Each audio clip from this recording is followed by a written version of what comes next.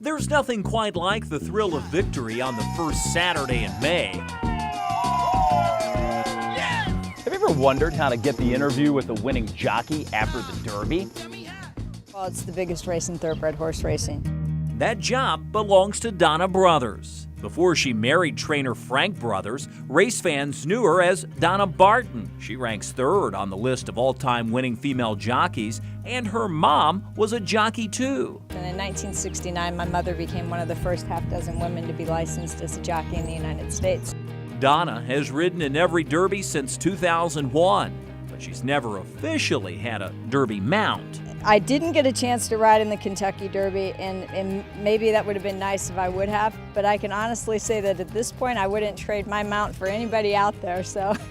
Her mount is on a borrowed horse that she rides around the track backwards. As soon as that last horse goes in the gate, I take off the wrong way, they take off the right way, and We're ready for the start.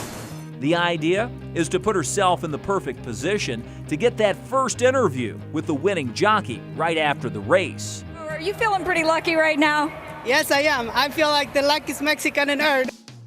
You can ask them what they thought about the race an hour after the race, but it's really hard to find out what they feel or what it means to them unless you catch them in that second after the race when they pull up and I'm right there on horseback. You don't know, just like the rest of us, who's going to win that race. So Right. how do you prepare for every one of those jockeys, every one of those horses, every one of those trainers? I have to have a note on everybody because anybody can win the race. So I keep this program in my saddlebag and I listen to the call of the race, and as soon as the horses cross the finish line, know who's won it, I'll pull my program out, look at it quickly.